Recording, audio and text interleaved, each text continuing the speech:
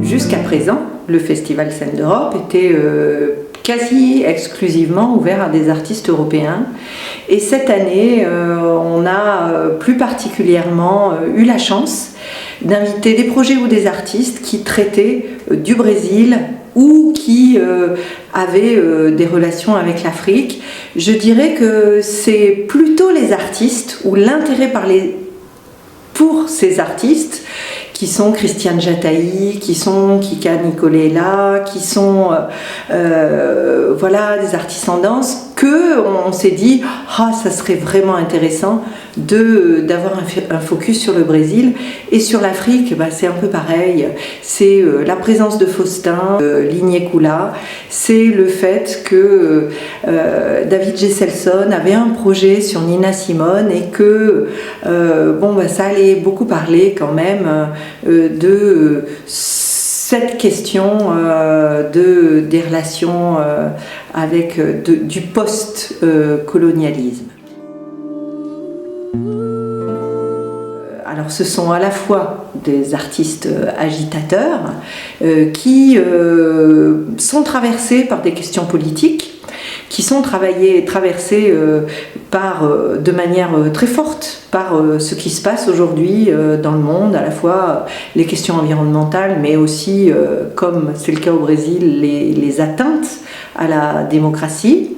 Et donc on va leur donner la parole. D'ailleurs, on va parler pendant le festival de la question de la démocratie au Brésil, puisque comme vous savez, l'extrême droite est passée au pouvoir il y a vraiment plusieurs mois, et les artistes sont là pour nous alerter sur ce qui se passe là-bas, ce qui se passe au niveau des droits de l'homme, ce qui se passe au niveau de la liberté de parole, puisque les militants qui sont investis sur les questions environnementales sont limités dans leur liberté d'expression, puisque aussi les artistes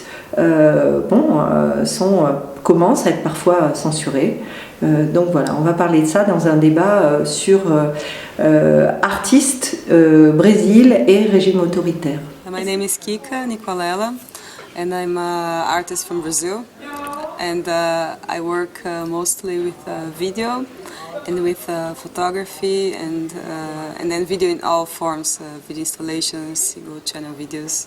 My works, they are very different from each other at first glance maybe, but in the end what I'm dealing with is I like to set up situations that I don't have total control of, so situations that make myself and other people get out of their comfort zones, and that creates new situations that I believe they don't happen in real life.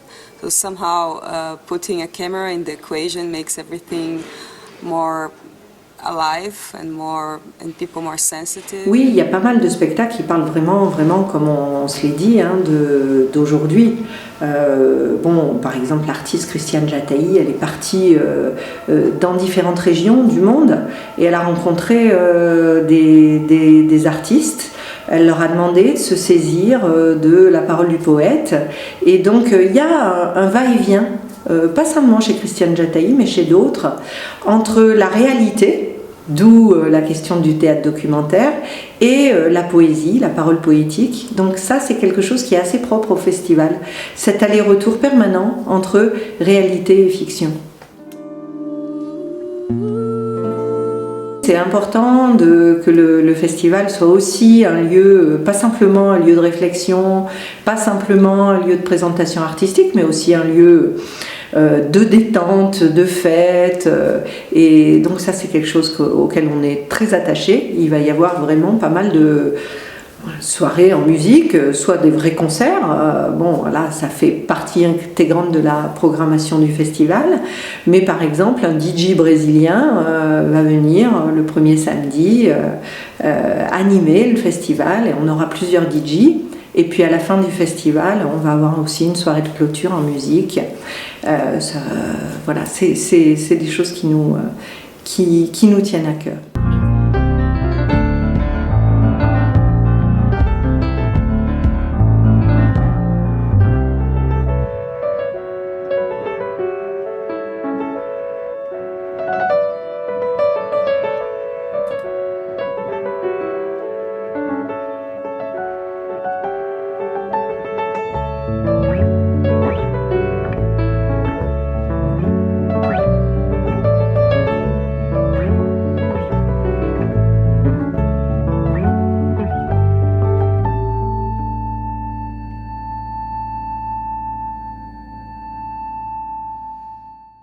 Alors, les rencontres européennes de jeunes spectateurs IPAL, elles ont 10 ans maintenant.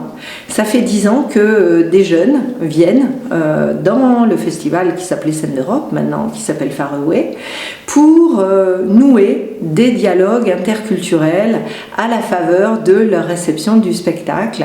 Donc, les rencontres IPAL n'ont pas lieu qu'à Reims, elles ont lieu dans plusieurs pays. IPAL, c'est un réseau de jeunes spectateurs qui est particulièrement investi sur la question de la création artistique et du rôle que peut avoir la création artistique dans la construction, par exemple, de la citoyenneté européenne. C'est un de leurs débats. Cette année, on va beaucoup parler avec les IPAL aussi de la question de la démocratie en Europe et dans le monde, comme pour le débat sur le Brésil. Donc ces IPAL nouent des conversations autour du spectacle et pas seulement, et donc partout dans le monde. Donc c'est une manière pour nous, IPAL, d'être très connectés aux spectateurs et de leur laisser, des jeunes en particulier, de leur laisser des cartes blanches, de leur laisser proposer des workshops, des ateliers avec les artistes ou entre eux. Chaque année, on construit le programme avec les IPAL, les jeunes spectateurs européens. Ils assistent à tous les spectacles, ils passent 3 jours en immersion totale, ils assistent au spectacle le soir, ils en discutent entre eux et avec d'autres le lendemain, ils font des ateliers, ils voient tout, ils font la fête le soir, voilà, ils sont là tout le temps pendant 3 jours et ça change vraiment l'ambiance du festival. Je pense que pour ceux qui sont là pendant qu'il y a les jeunes spectateurs, cette année ils sont 80, c'est assez étonnant cet engagement, et ça se sent, et donc pour nous c'est une chose assez précieuse vraiment d'avoir des spectateurs qui sont engagés dans la relation avec les artistes et avec nous. Si j'étais Faroé, je partirais dans la baie de Naples. Naples pour moi c'est la ville idéale pour se ressourcer. C'est à la fois une ville qui a un patrimoine culturel incroyable, construit à toutes les époques, populaire, savant. C'est une ville dans laquelle il y a des grands théâtres, du lyrique, par exemple San Carlo, mais aussi des petites salles moins connues. C'est un lieu de création. Enfin, Naples est une ville de création avec un grand festival au printemps. Et je dis la baie de Naples parce que, évidemment, Naples, c'est la mer, c'est les îles, c'est Ischia, Procida, Capri. C'est une... Comment dire ? On mange incroyablement à Naples.